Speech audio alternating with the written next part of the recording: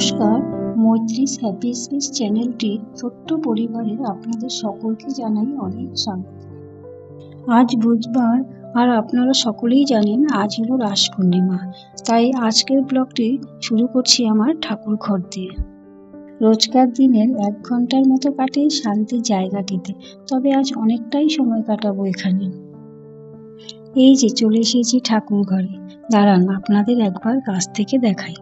এইদিকে আছে আমার মা লক্ষ্মী, ওপাশে গণেশ, মা বিপত্তারিণী, একটি রাধাকৃষ্ণের মূর্তি আর একটি ছোট করে শিবলিঙ্গ আছে।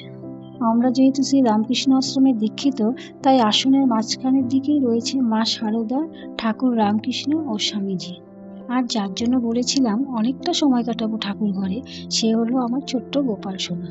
আজ রাস পূর্ণিমা উপলক্ষে একটু গোপালকে ভোগ দেব। আগে নিজের নিত্যদিনের পুজো শেষ করে নিই, তারপর ভোগের আয়োজন শুরু করব। এদিকে সব ফল আর ফুলগুলো রেডি করে রেখেছি। এই তো গোপাল এবার স্নান করে নতুন জামা পরবে। কি মিষ্টি লাগছে আমার গোপালটিকে, মনে হচ্ছে এক গাল হাসি নিয়ে বসে আছে। পুজো শেষ, এবার ভোগ রান্না করে নিই চলুন।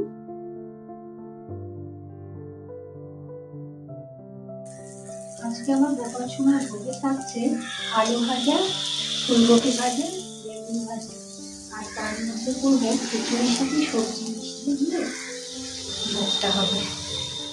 পায়েসের কথা বলতে ভুলে গেছিলাম, তবে একটু পায়েসও দিয়েছি। বেশি কিছু করিনি, তবে ভোগটি দেখতে কিন্তু ভারী সুন্দর লাগছে বলুন।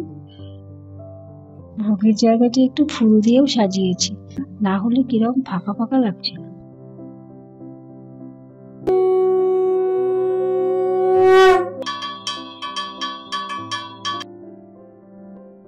হয়ে গেছে গোপাল সেবা, এবার প্রসাদ দিয়ে দেব সবাইকে। ভিডিওটি তাহলে আজকে এখানেই শেষ করছি। আজকের ব্লগটি ভালো লাগলে একটি লাইক করে দেবেন, আর যদি খুব ভালো লাগে তাহলে সাবস্ক্রাইব করে আমার পাশে থাকবেন।